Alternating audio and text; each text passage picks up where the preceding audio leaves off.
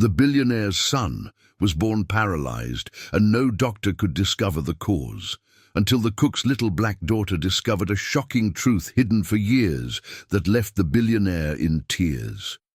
The rain hammered against the tall windows of the Thornton mansion that October evening, but Richard Thornton barely noticed. He stood in his son's bedroom, watching the boy sleep, his hands trembling as they always did when he allowed himself to truly look at Michael. 8 years old.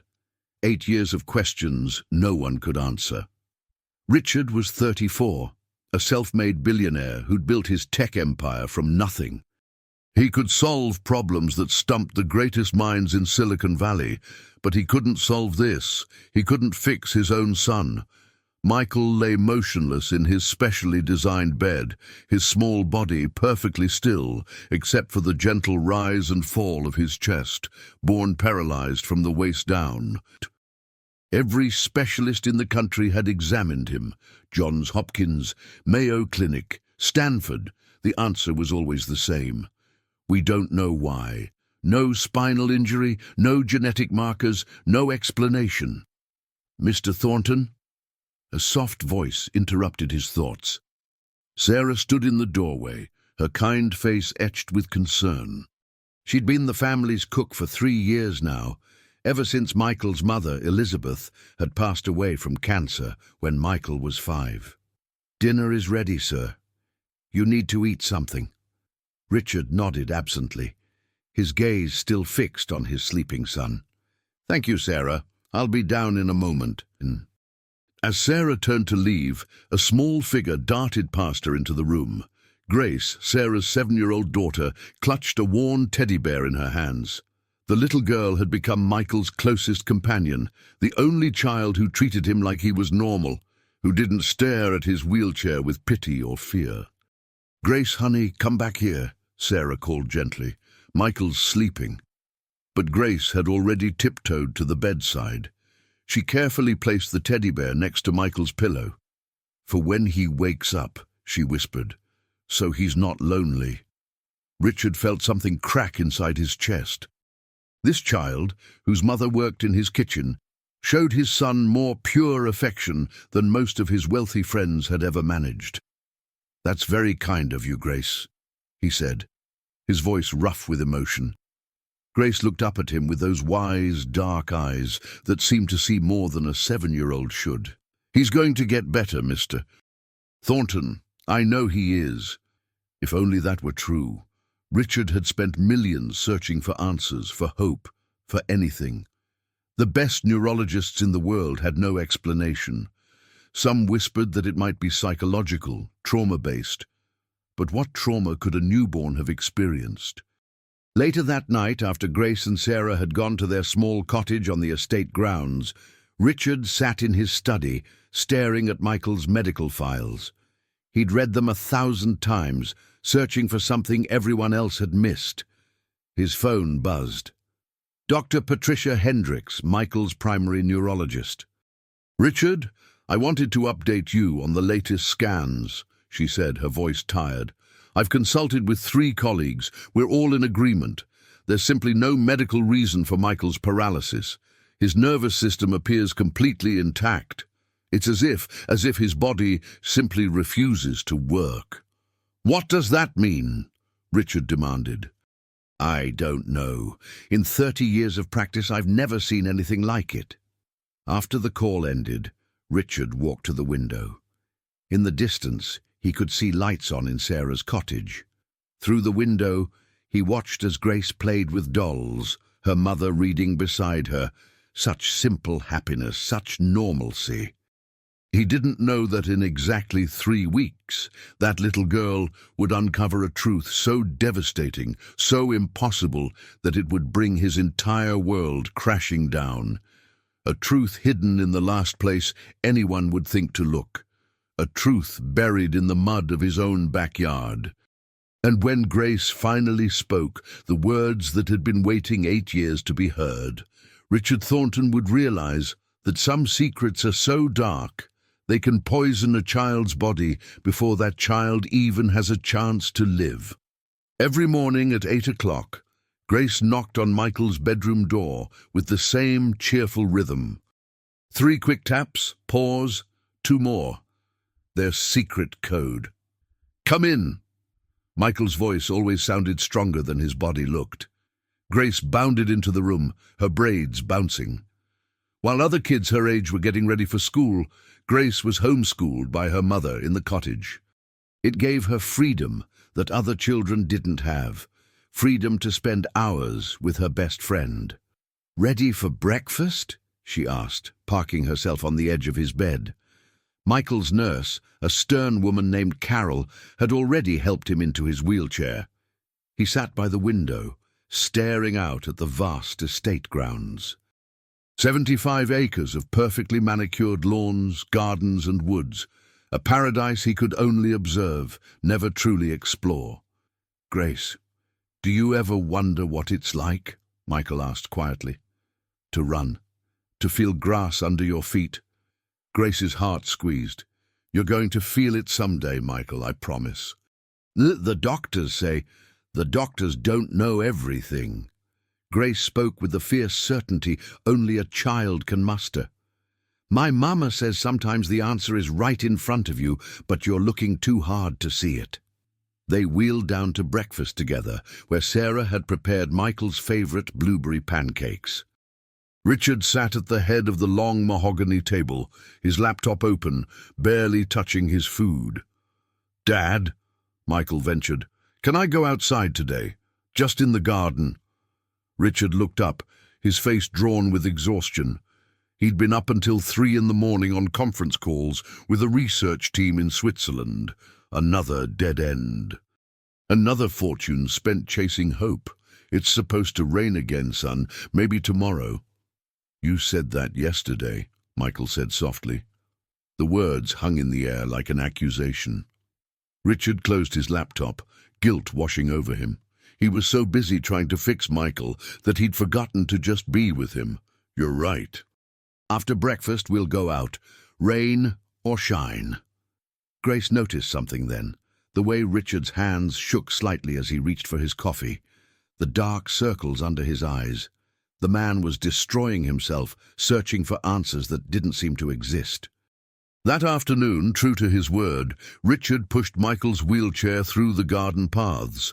Grace walked alongside them, her small hand resting on the wheelchair's armrest. The rain had stopped, leaving everything fresh and glistening. They reached the old oak tree at the edge of the formal gardens, where the manicured lawn gave way to wilder terrain. Beyond it lay the woods, and somewhere in those woods, Grace had heard, was an abandoned greenhouse that Elizabeth Thornton had once used. "Tell me about Mom," Michael asked suddenly. "What was she like?" Richard stopped walking. He rarely spoke about Elizabeth. The pain was still too raw, even 3 years later. "She was beautiful," he began slowly, "but not just on the outside. She had this way of making everyone feel special. She would have loved spending time with you like this." "Did she know about me being paralyzed?" "Yes. She knew from the day you were born. She spent every waking moment trying to help you. She consulted with specialists around the world. She never gave up."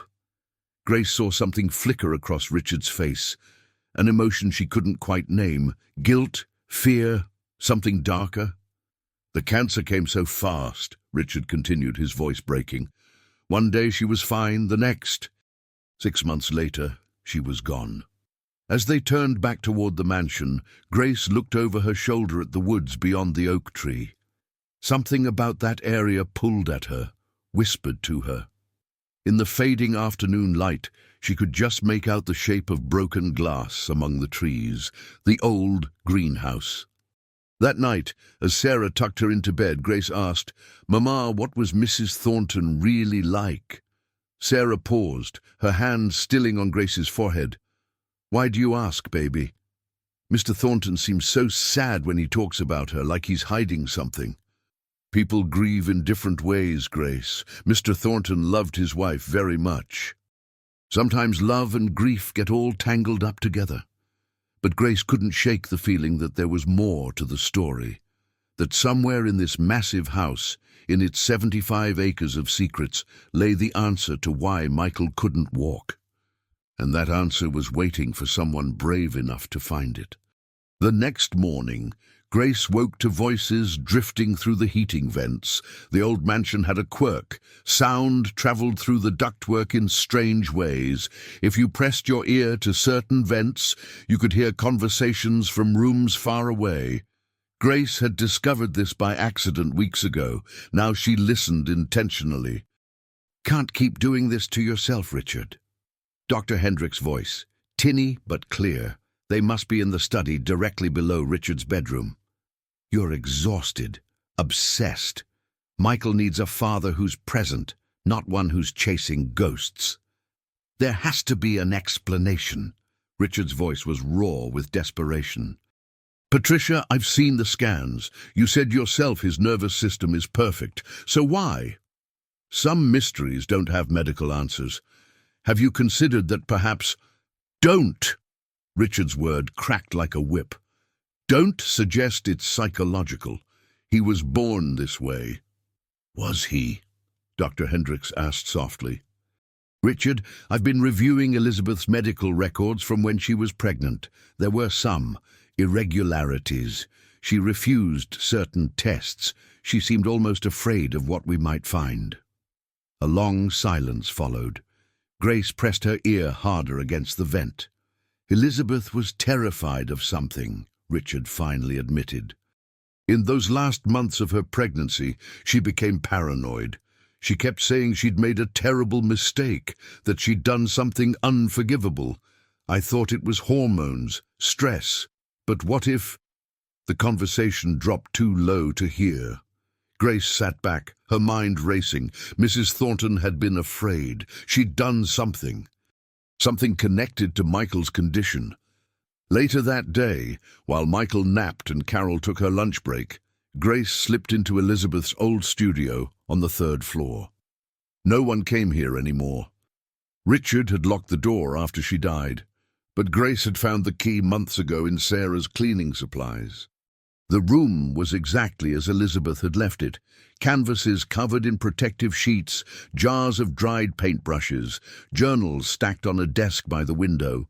Grace opened the top journal. Elizabeth's handwriting was elegant, but shaky in places. October 15th, 2016, 9 months before Michael was born. I can't tell Richard. He would never understand. What I did was necessary, but the guilt is eating me alive. If this affects the baby, I'll never forgive myself. Dr. Morrison promised me it was safe, that no one would ever know. But promises mean nothing when you're dealing with. The entry ended abruptly. Grace flipped through more pages, but they were mostly sketches and random thoughts. Then near the back, she found something that made her blood run cold. A newspaper clipping, yellow with age, dated March 2016. The headline read, "Local man dies in suspicious fall at Thornton Estate. Investigation closed." There was a photo of a man, tall, dark-haired, perhaps 40 years old. Beneath the photo, a caption, "James Morrison, 41, died after an apparent accident in the grounds of the Thornton property. Police found no evidence of foul play." The same Dr. Morrison Elizabeth had mentioned in her journal. Grace heard footsteps in the hallway. Quickly, she tucked the clipping into her pocket and closed the journal. By the time Sarah opened the door, Grace was standing innocently by the window. "Grace Elizabeth Thompson, what are you doing in here?" Sarah's voice was sharp with worry, not anger. "I'm sorry, Mama. I just wanted to see where Mrs. Thornton painted." Sarah pulled her daughter close. "Baby, some rooms are closed for a reason. The past isn't always a safe place to explore." But Grace had already decided she needed to find out what happened to Dr. Morrison. She needed to understand what Elizabeth had done, because somehow, impossibly, a man who died 9 years ago might hold the key to why Michael Thornton couldn't walk. That night, Grace dreamed of broken glass and whispered secrets, of a greenhouse hidden in the woods where terrible things had happened. When she woke, She knew exactly where she needed to go. The new treatment arrived from Germany on a Wednesday morning in November. Dr. Hendricks had been cautious about building false hope, but even she seemed tentatively optimistic. "It's experimental," she explained to Richard, Grace and Sarah in the medical room Richard had built for Michael on the mansion's first floor. "Stem cell therapy combined with neural stimulation. It's shown promising results in cases of unexplained paralysis." Michael sat in his wheelchair, looking smaller than his 8 years. Grace held his hand, feeling it tremble. "Will it hurt?" he asked. "You'll be sedated, sweetheart," Dr. Hendricks said gently. "You won't feel a thing during the procedure. Afterward, there might be some discomfort, but we'll manage it." The procedure took 4 hours. Grace and Sarah waited in the kitchen, barely speaking. Richard paced the hallways like a caged animal. Carol monitored Michael's vital signs while Dr. Hendricks and her team worked. When it was over, they all gathered around Michael's bed. His small body looked even more fragile beneath the medical equipment. "Now we wait," Dr. Hendricks said. "The neural pathways take time to respond. We should see some results within 72 hours if it's going to work." 3 days felt like 3 years. Grace read to Michael from his favorite books. She told him stories about adventures they'd have when he could walk. She promised him they'd run through the woods together, climb trees, splash in the creek that ran through the property. On the 3rd day, Dr. Hendricks ran the tests. Her face said everything before her words did. "I'm so sorry," she whispered, placing a gentle hand on Michael's foot. "Michael, can you feel this?" Nothing. No response, no reaction. The miracle treatment had failed. Richard left the room without a word, his face a mask of devastation. Sarah fought back tears. Carol busied herself adjusting equipment that didn't need adjusting. But Grace sat perfectly still, watching Michael's face crumble, watching him try so hard to be brave. And in that moment, something crystallized inside her. This wasn't medical. It couldn't be. Dr. Hendricks had been right all along. There was no physical reason for Michael's paralysis, which meant the reason was something else entirely. That evening, Grace found Richard in his study, a bottle of whiskey open on his desk. She'd never seen him drink before. "Mr. Thornton?" she said softly from the doorway. He looked up, and she saw tears streaming down his face. This powerful, wealthy man looked completely broken. "I can't fix him, Grace." "Fix?" "I've spent millions, consulted with hundreds of doctors, and I can't fix my own son." Grace walked into the room with a confidence beyond her years. "That's because you're looking in the wrong place." "What do you mean?" I think the answer isn't in Michael's body. I think it's somewhere else, somewhere in the past." Richard stared at her. "What are you talking about?" Grace pulled the newspaper clipping from her pocket, the one about Dr. Morrison. "Who was this man, Mr. Thornton? And what did your wife do that she thought was unforgivable?" The color drained from Richard's face. His hands gripped the desk so hard his knuckles went white. "Where did you get that?" "Mrs. Thornton's studio, her journal. She wrote about him. She wrote about a terrible mistake." For a long moment, Richard said nothing. Then, in a voice barely above a whisper, he spoke words that changed everything. "Dr. James Morrison was Elizabeth's fertility specialist. We'd been trying to have a baby for years. Nothing worked. Then James suggested something, experimental, something that wasn't exactly legal." He looked at Grace with haunted eyes. "Michael isn't just our son, Grace. He's something else too. And James Morrison died before he could tell anyone the truth about what he'd done." Grace couldn't sleep that night. Richard's words echoed in her mind. "Michael isn't just our son. He's something else too." What did that mean? What had Dr. Morrison done? At 2 a.m, Grace crept out of the cottage. The mansion loomed against the night sky, its windows dark, except for one. Richard's study. She could see his silhouette, still awake, still tormented. Instead of going to the house, Grace walked toward the woods, toward the old greenhouse. The moon was bright enough to light her path. As she moved past the formal gardens, past the oak tree, the temperature seemed to drop. The woods here were different, older, darker. Even the trees looked twisted, as if they'd witnessed something terrible and couldn't forget. The greenhouse emerged from the shadows like a ghost. Most of its glass panels were shattered, the metal frame rusted and covered in vines. But it was clearly the structure from Elizabeth's journals. Grace pushed through the broken door. Inside, nature had reclaimed everything. Weeds grew through cracked floor tiles. Old pottery lay in shards. But in the center of the space, something caught the moonlight. A metal box, partially buried in soil. Grace knelt and dug with her bare hands. The box was locked, but the mechanism was old and rusted. She found a sharp rock and worked at it until the lock broke. Inside were documents, medical files, all bearing Dr. Morrison's letterhead. Grace couldn't understand most of the technical language, but certain words jumped out. Experimental gene therapy, unauthorized procedure, potential complications unknown, donor DNA integration.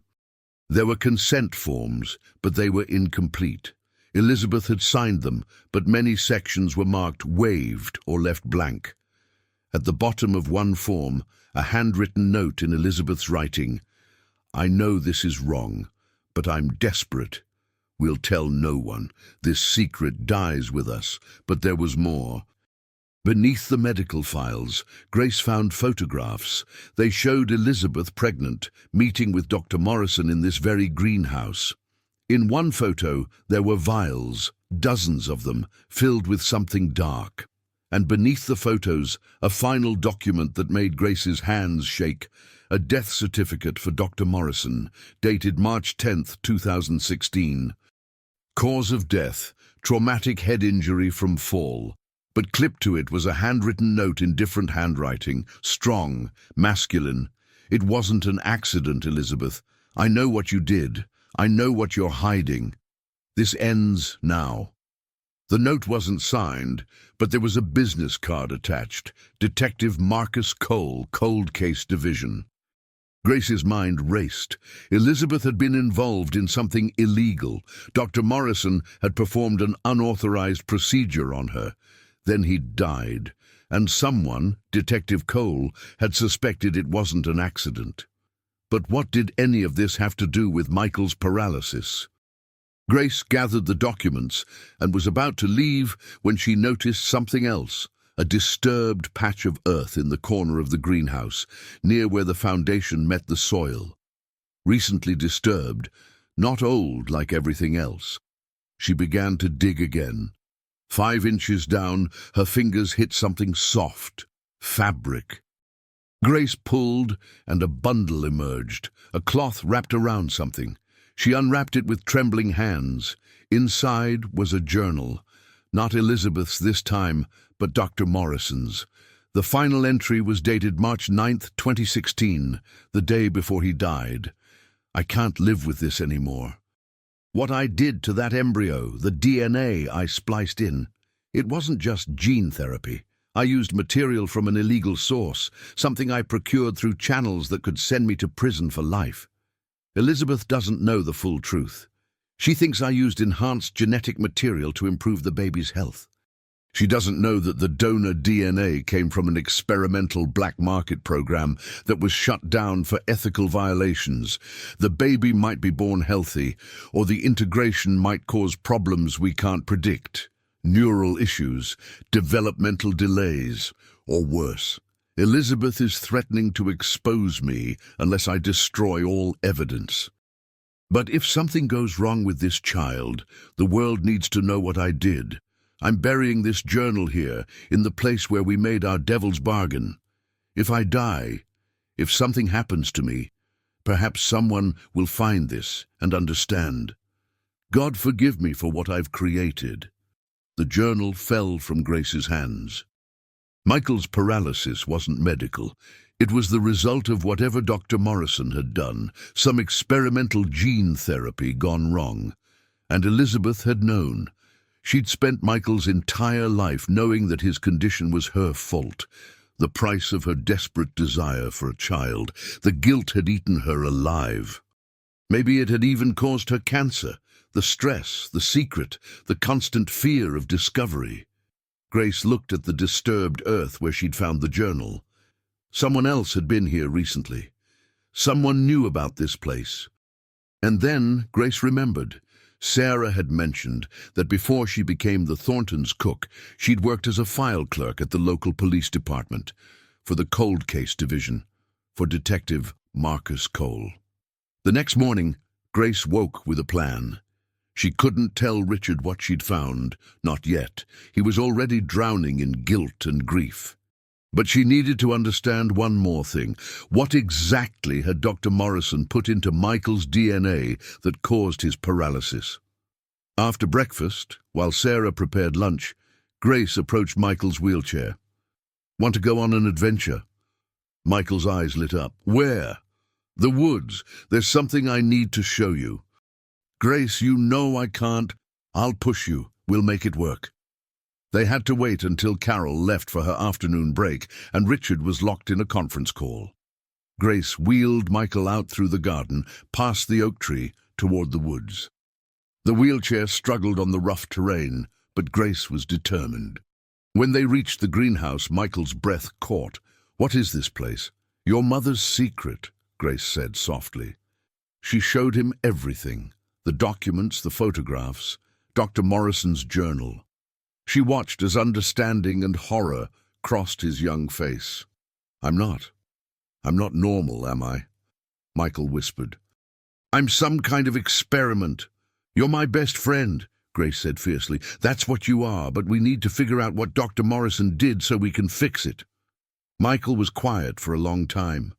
Then he said, "Grace, if this was genetic, if he mixed something wrong in my DNA, doctors would have found it. They tested my genes multiple times." He was right. Grace had overheard Dr. Hendricks mention genetic testing.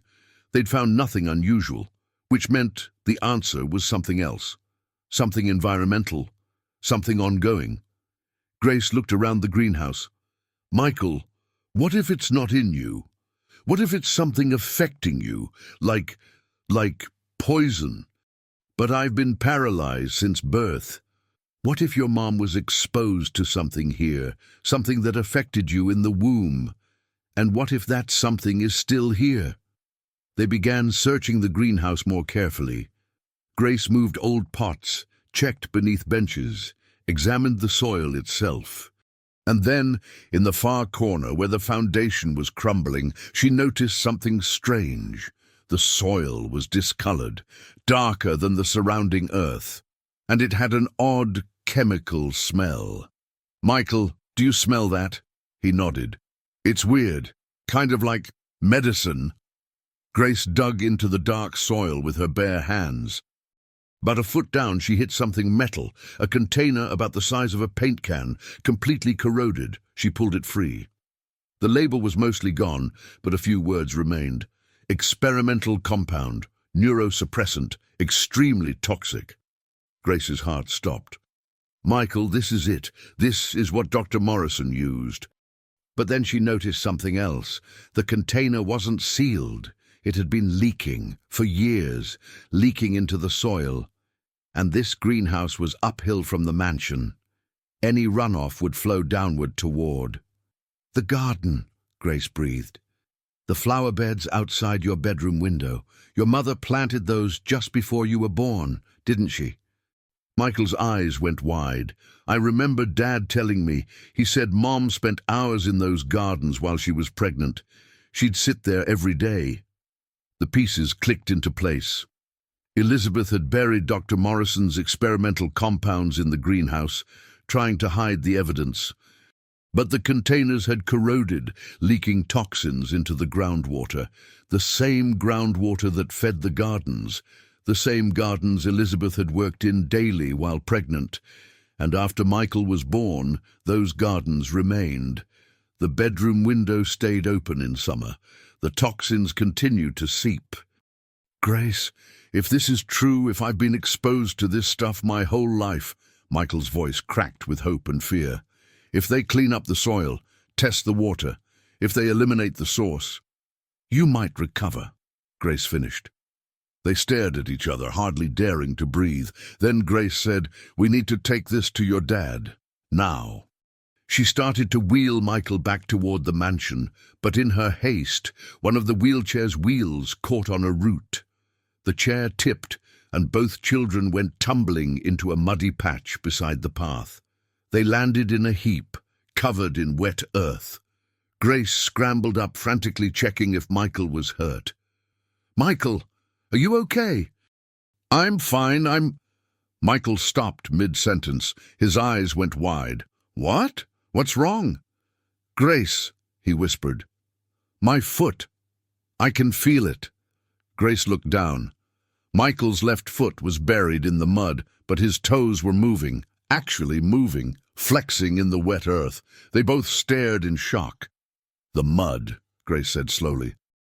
"Michael, this mud is clean. We're away from the greenhouse here. This is pure soil and rainwater. Nothing toxic. Your body is responding to being away from the contamination." Michael began to laugh and cry at the same time. His toes curled and straightened in the mud, the first voluntary movement he'd ever made below his waist. "Grace," he sobbed, "I can feel it. I can really feel it." Grace grabbed his hand, tears streaming down her own face. "We found it, Michael. We found the answer." And in that moment, covered in mud, watching her best friend feel his own body for the first time in 8 years, Grace Elizabeth Thompson knew that some truths aren't found in hospitals or medical journals. Some truths are buried in the ground, waiting for someone brave enough to dig them up, no matter how dirty they have to get in the process. Richard stood in the greenhouse, environmental scientists in hazmat suits working around him. It had been 12 hours since Grace and Michael had burst into his study, covered in mud, shouting about toxic compounds and moving toes. 12 hours since his world had shifted from medical mystery to environmental nightmare. "Mr. Thornton, you need to see this." Dr. Emily Chen, the lead environmental specialist, held up a vial of dark soil. "The contamination levels are catastrophic. This compound, we've never seen anything like it. It's a synthetic neurosuppressant, highly experimental, highly illegal. How long has it been leaking?" "Based on the degradation patterns, 8 to 9 years, right around the time your son was born." Richard felt sick. Elizabeth had buried these containers while pregnant, trying to hide Morrison's crimes, and in doing so, she'd poisoned herself, poisoned Michael, in the womb, created a toxic environment that had kept him paralyzed his entire life. "Can we clean it up? Can we fix this?" Dr. Chen hesitated. "We can remediate the soil, yes. It'll take months, but Mr. Thornton, there's something else. The contamination has spread further than the greenhouse. It's in the garden beds, the groundwater, even trace amounts in the mansion's lower levels. Your entire property is a hazmat site. I don't care what it costs. Clean it all, every inch." "There's more."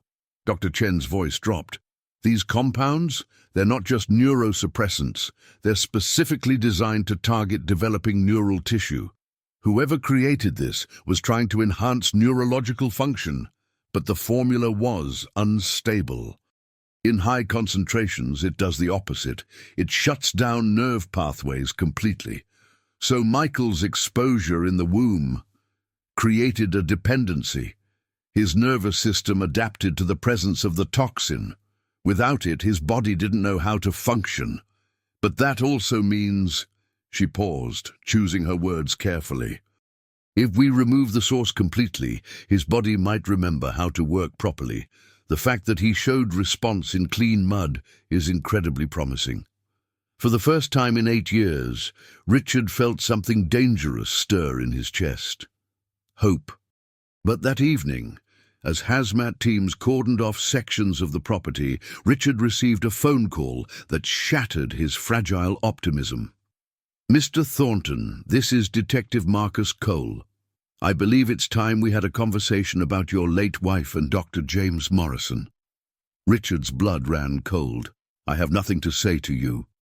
Oh, I think you do, because I've been investigating Morrison's death for 9 years. And I've just learned that environmental teams are currently excavating your property, which means someone found what Elizabeth buried, which means the evidence I've been searching for is finally coming to light. Morrison's death was an accident, was it? Or did Elizabeth push him when he threatened to expose their illegal experiments? I have testimony placing them together the night he died. I have evidence of their arrangement. And now I have proof of the crime itself: illegal genetic experimentation, environmental poisoning, endangerment of a child. My wife is dead. You can't prosecute her. No. But I can prosecute you for covering it up, for maintaining a toxic environment that harmed your son. Unless— Cole paused meaningfully. Unless you cooperate fully. Tell me everything. Let me close this case properly. Richard looked across the lawn to where Michael sat with Grace, watching the hazmat teams work. His son had moved his toes, actually moved them. Recovery was possible. But at what cost? If he told Cole everything, the scandal would destroy them. The press would crucify Michael, the boy who was an illegal experiment, poisoned by his own parents' desperation. I need time, Richard said finally. You have 24 hours. Then I'm coming with a warrant and making this public. After Cole hung up, Richard stood alone in the darkening study. He'd spent 8 years trying to fix his son through medicine and science. Now he had to decide whether to sacrifice everything, his reputation, his privacy, possibly his freedom, for the truth. Through the window, he saw Grace push Michael's wheelchair back toward the cottage. The little girl who'd uncovered what an army of specialists couldn't. The child who'd literally gotten her hands dirty to save her best friend. If a 7-year-old could be that brave, what excuse did he have? Richard picked up his phone and called his attorney. I need you to prepare a full disclosure statement. Everything about Elizabeth Morrison and the experimental procedures. I'm going public before Detective Cole forces my hand. Richard, the legal ramifications. I don't care. My son is starting to heal. That's all that matters now.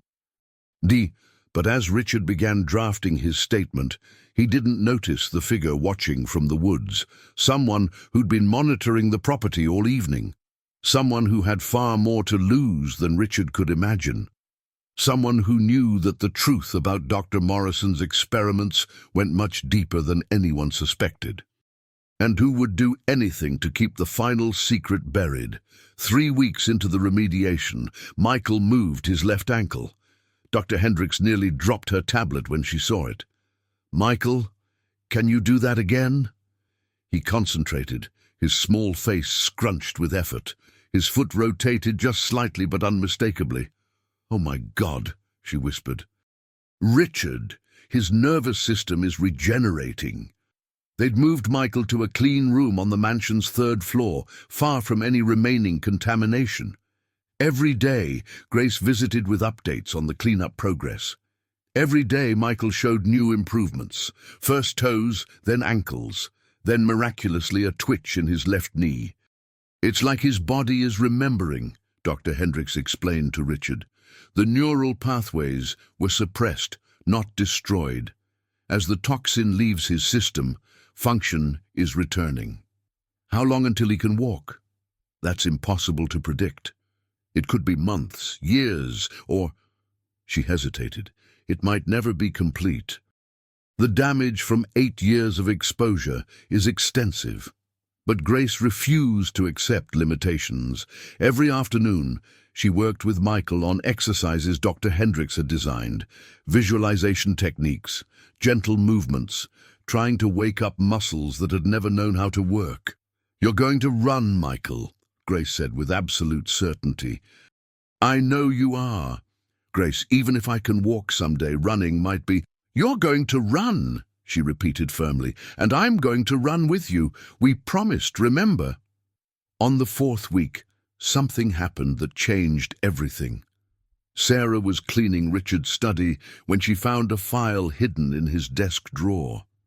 A file labeled Morrison Investigation, Confidential. Inside were police reports, witness statements and photographs from the night Dr. Morrison died. Sarah's hands shook as she read through them. She'd known Marcus Cole was investigating the case. She'd filed some of these very reports when she worked at the station. But she hadn't known the full scope. According to the statements, Morrison had called Elizabeth 3 times the night he died, increasingly agitated. Security footage from a gas station showed him driving toward the Thornton estate at 9:47 p.m. His body was found the next morning at the base of the greenhouse's exterior stairs, head trauma consistent with a fall. But one witness, a groundskeeper who'd since passed away, had reported seeing 2 figures arguing in the greenhouse that night, a pregnant woman and a man. The groundskeeper heard raised voices, the sound of a struggle, then silence. Elizabeth had an alibi. Richard claimed she was home with him all night, but the groundskeeper's testimony was never fully investigated because he died of a heart attack 2 weeks later. Sarah sat back, her mind reeling. Had Elizabeth killed Morrison? Was Richard covering for her? And more importantly, did Grace need to know that her investigation might have uncovered evidence of murder? Sarah was still deciding what to do when she heard a crash from upstairs. She ran to Michael's room and found Grace and Carol staring in shock. Michael actually stood, gripping the parallel bars Dr. Hendricks had installed. His legs shook violently, barely supporting his weight, but he was upright, on his own feet, for the first time in his life. "I did it," he gasped, tears streaming down his face. "Grace, I'm standing." Grace let out a shriek of pure joy and ran to him, but Carol caught her. "Don't touch him, he needs to balance on his own." For 30 seconds Michael stood, his legs trembling, his arms shaking, sweat pouring down his face.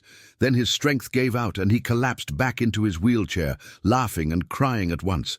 "I did it! Did you see? I actually did it!" Sarah watched from the doorway, torn between joy at Michael's progress and horror at what she'd just discovered. This family was healing, finally moving past their tragedy. But the truth about Elizabeth and Morrison threatened to tear them apart all over again. That night, Sarah made a decision. She called Detective Cole. "Marcus, it's Sarah Thompson. We need to talk about the Thornton case. I found something that changes everything." "What did you find?" "Evidence that Elizabeth might not have been alone the night Morrison died. Evidence that there might have been another person in that greenhouse. Someone who had just as much reason to want Morrison silenced." "Who?" Sarah took a deep breath. "Richard Thornton himself." Detective Cole arrived at the mansion the next morning with a search warrant. Richard met him at the door, his attorney beside him. "This is harassment," the attorney protested. "My client has already agreed to cooperate fully. Then he won't mind if we search the premises." Cole pushed past them into the house. Grace watched from the staircase as police officers spread throughout the mansion. She found Sarah in the kitchen, looking pale and shaken. "Mama, what's happening?" "The truth is coming out, baby. All of it." Cole's team spent 6 hours searching. They found Elizabeth's studio, her journals, the hidden files in Richard's study.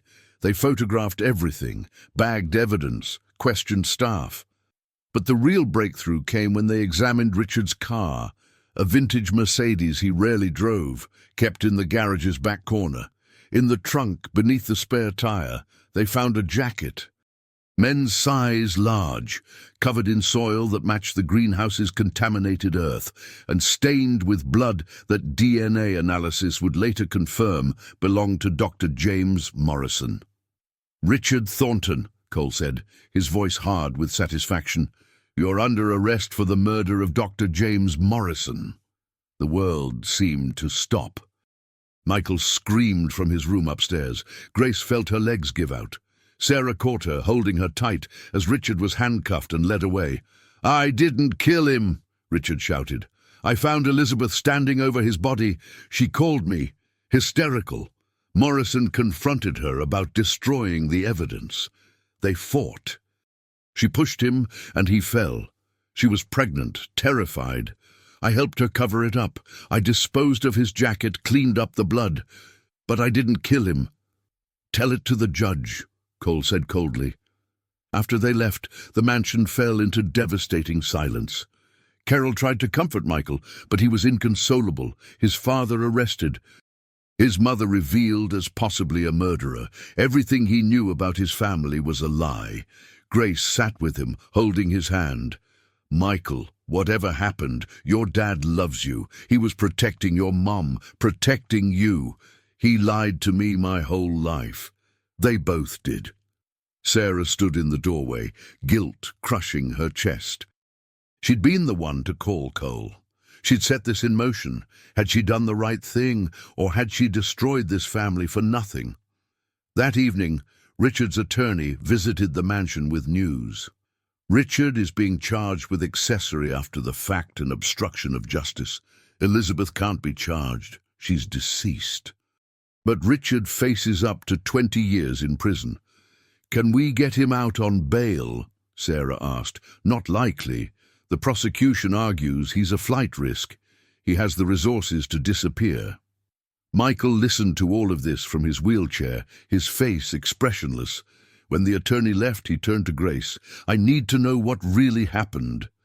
Not what the police think, not what my dad says. The truth. How do we find that?" "There's one person who might know.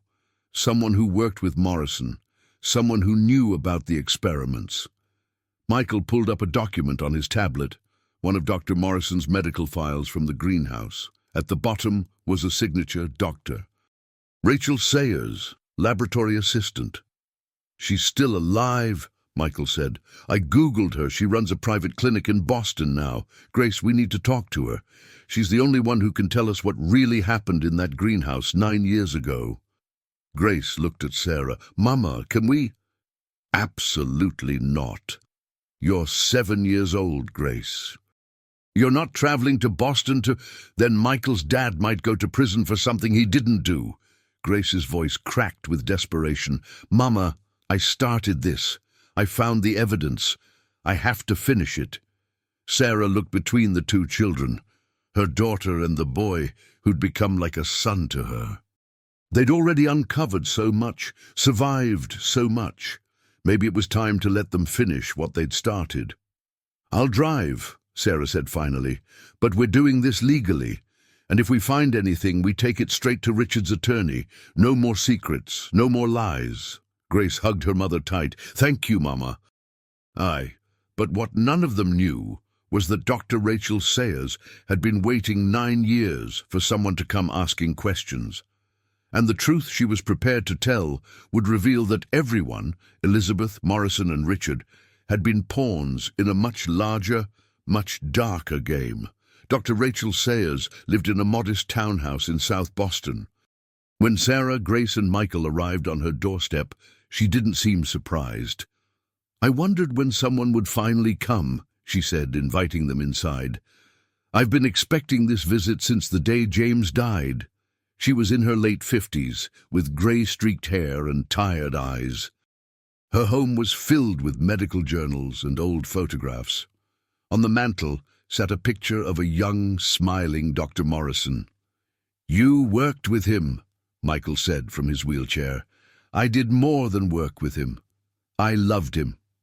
Rachel's voice was thick with old grief. "James was brilliant, passionate, and deeply troubled by what he'd gotten involved in. The experiments on me," Michael said quietly. Rachel looked at him with infinite sadness. "Not just you, child. You were one of 6. The room fell silent. "What do you mean, 6? Sarah whispered. Rachel pulled out a file box from her closet. Inside were medical records, photographs, and documents marked Classified Project Genesis. James wasn't working alone. He was part of an underground network of fertility specialists conducting illegal genetic experiments on wealthy, desperate couples. The goal was to create enhanced children, higher intelligence, better physical capabilities, superior genes. She spread photographs across the coffee table. 6 couples, 6 babies. Elizabeth and Richard Thornton were clients. James promised them a healthy child, but he used contaminated genetic material from a failed military bioweapon program. The compound was supposed to enhance neural development. Instead, it destroyed it. Grace felt sick. Michael's paralysis was a side effect of the enhancement process failing. The other 5 children, dead. All of them. Within their first year of life, Michael is the only survivor. Michael stared at the photographs of the other babies. Children who looked like him. Children who died because of someone's ambition. James wanted to stop, Rachel continued.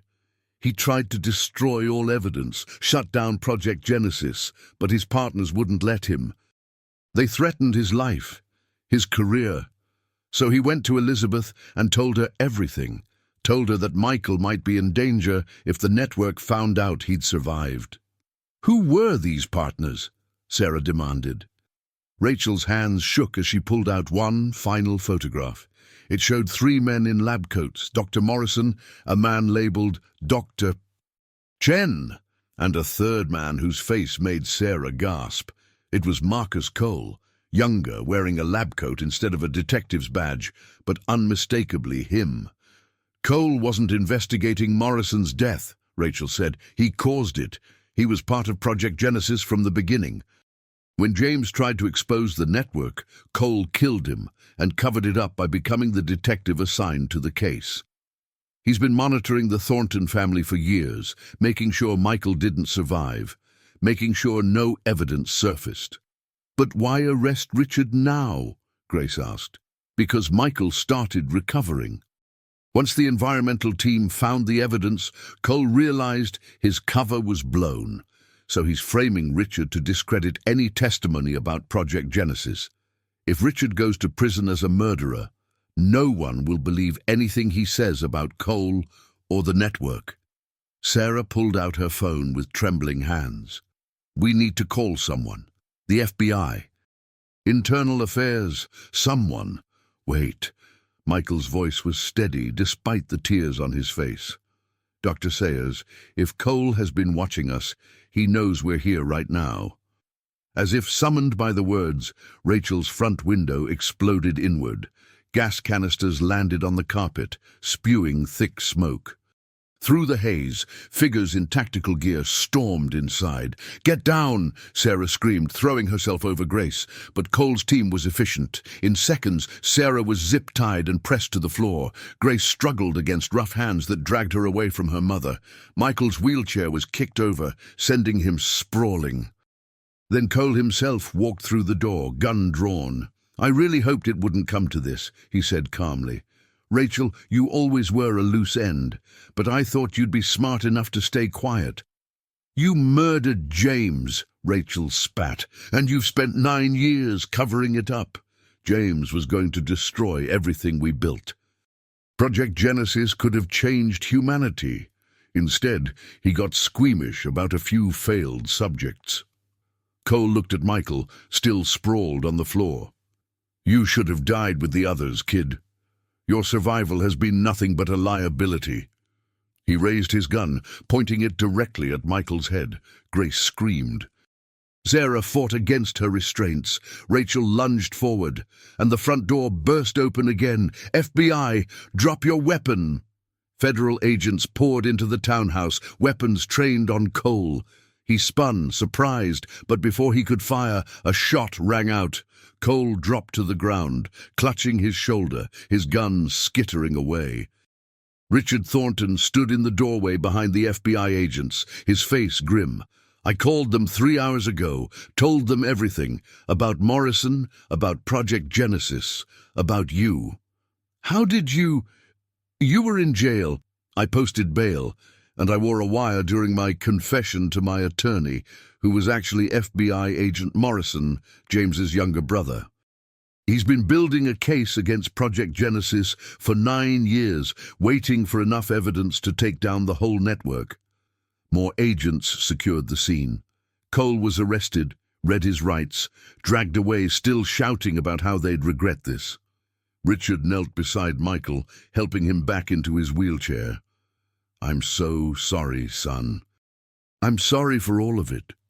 Michael looked at his father, the man who'd lied to him, who'd hidden terrible truths, but also the man who'd spent 8 years searching for answers, who'd just saved his life.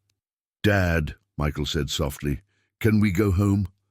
Richard pulled his son into his arms and wept. The drive back to Connecticut was quiet. Grace sat in the back of Richard's car next to Michael, their hands clasped tight. Sarah rode up front, occasionally glancing back to make sure both children were really okay. They were alive. They were safe. But none of them would ever be the same. "What happens now?" Michael finally asked. Richard glanced in the rearview mirror. "Agent Morrison, James's brother, has arrested 17 people connected to Project Genesis. It's going to be the biggest genetic crimes case in history. We'll have to testify. There will be media coverage. Our lives are going to be very public for a while."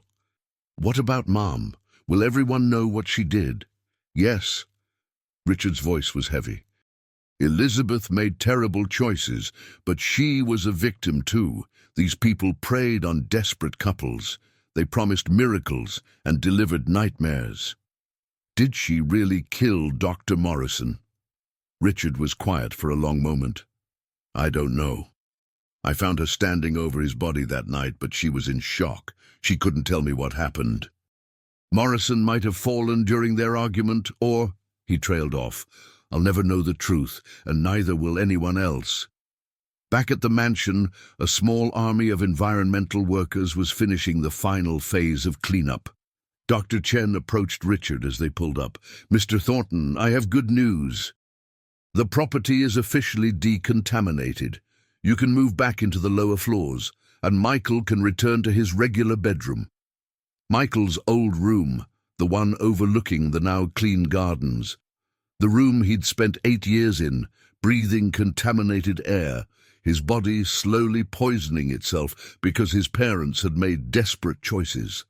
But also the room where Grace had first promised him he'd get better, where they'd planned adventures and dreamed of the day he could walk.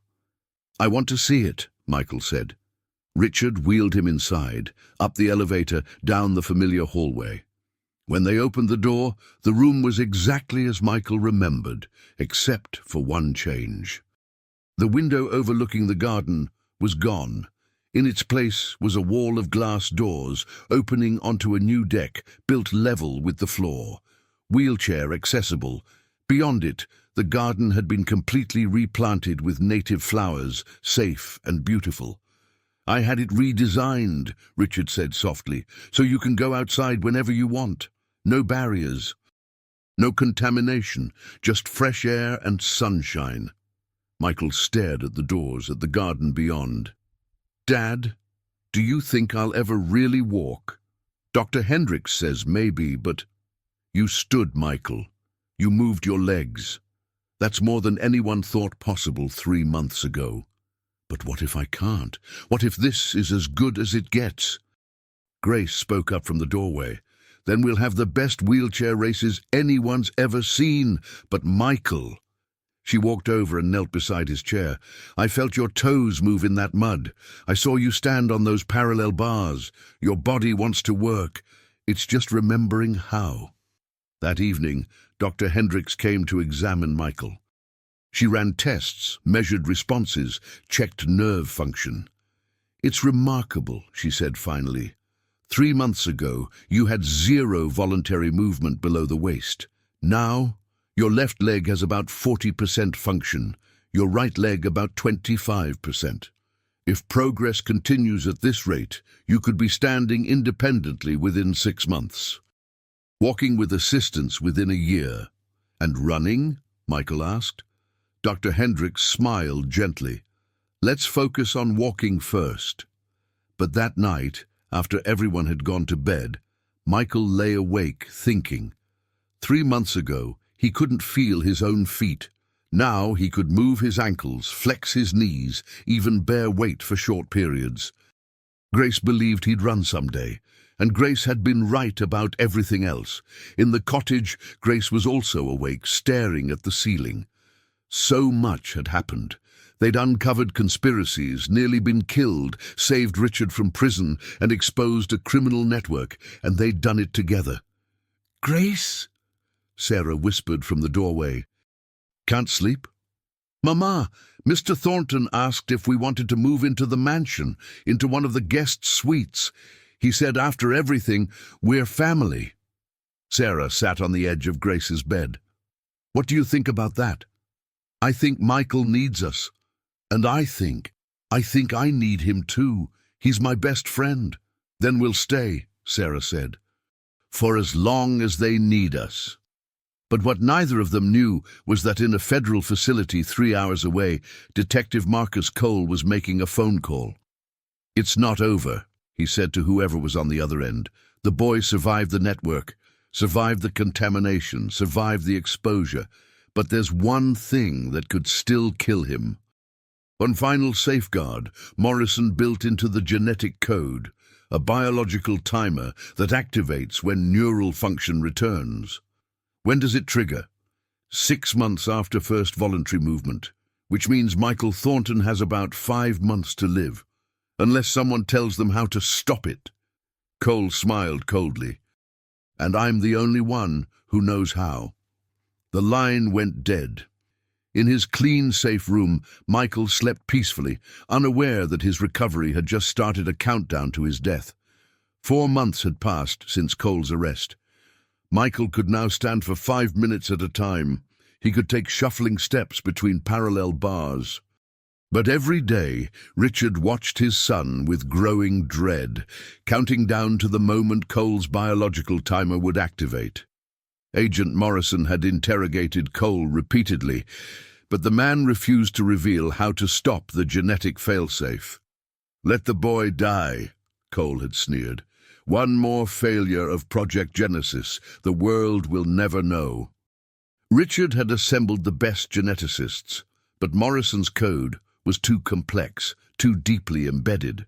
Without the key, Michael would die the moment his neural recovery reached the threshold Morrison had programmed, and that threshold was approaching fast. It was Grace who noticed the pattern first. She'd been studying Dr. Morrison's journal from the greenhouse, the one she'd found buried in the soil. Late one night, she burst into Richard's study where he sat with Sarah and Agent Morrison, looking defeated.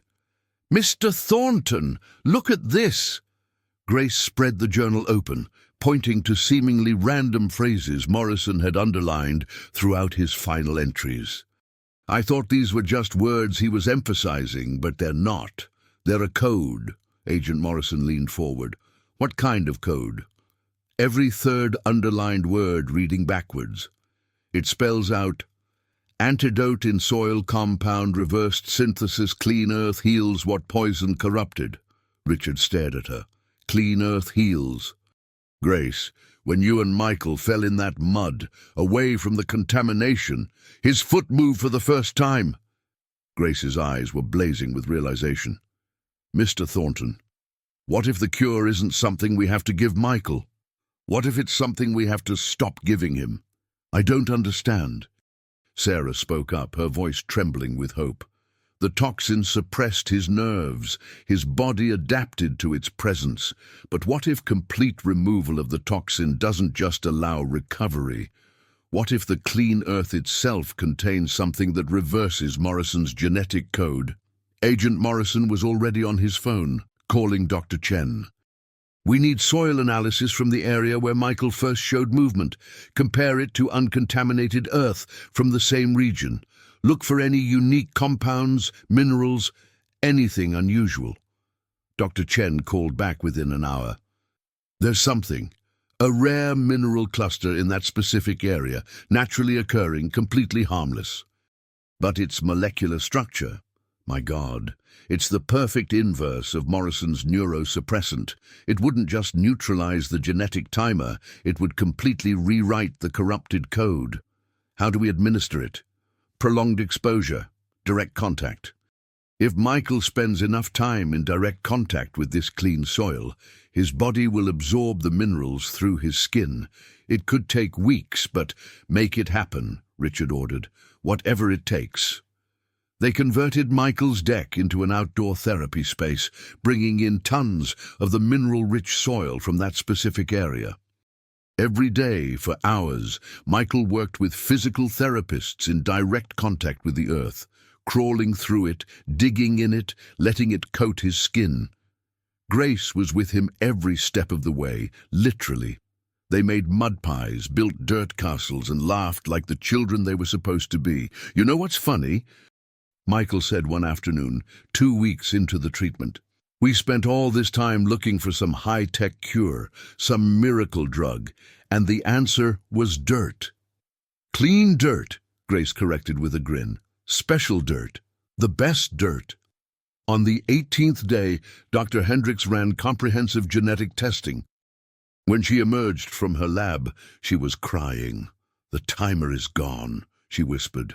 Morrison's code has been completely rewritten. Michael, you're not just recovering, you're healing, truly healing. Richard collapsed into a chair, years of fear finally releasing. Sarah held Grace close, thanking God for her brilliant, brave daughter.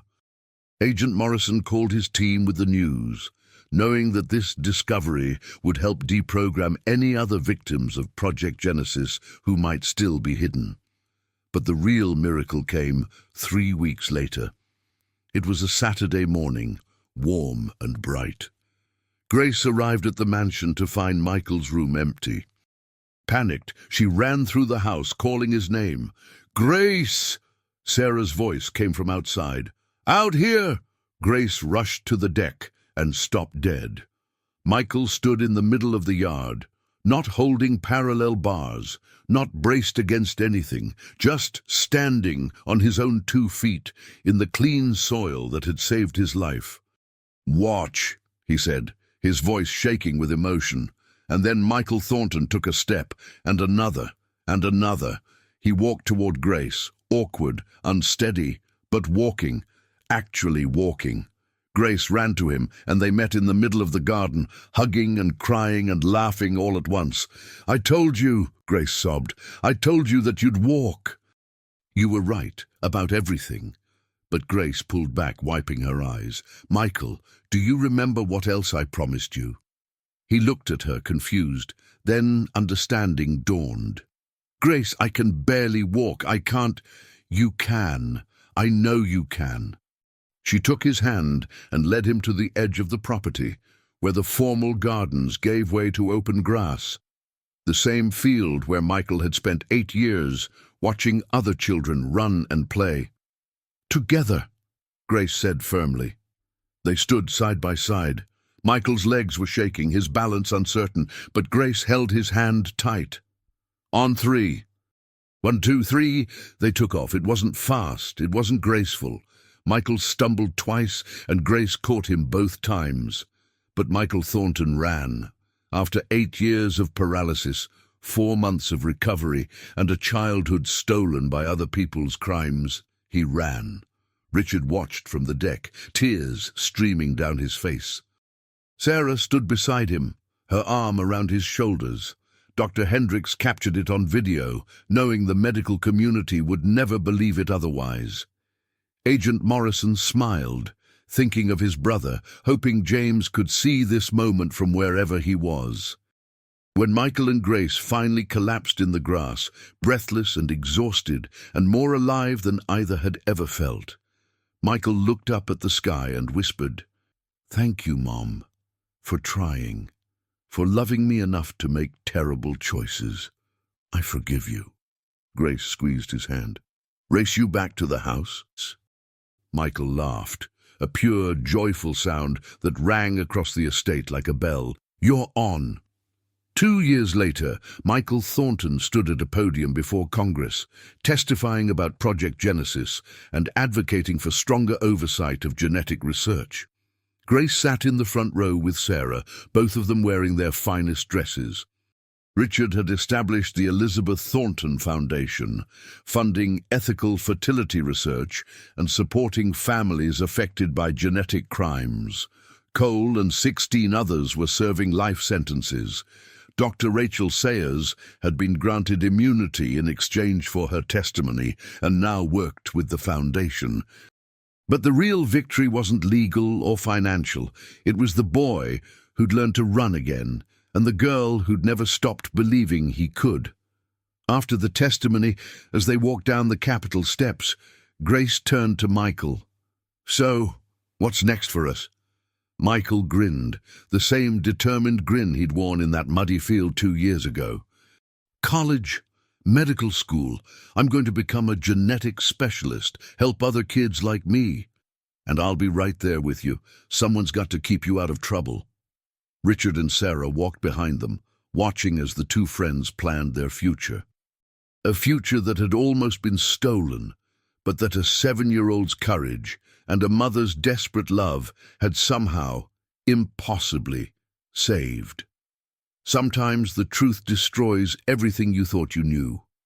But sometimes, if you're brave enough to dig through the mud and face what's buried there, the truth sets you free. And sometimes that truth is carried by a little girl with muddy hands and an unshakable belief that love, in the end, can heal even the deepest wounds.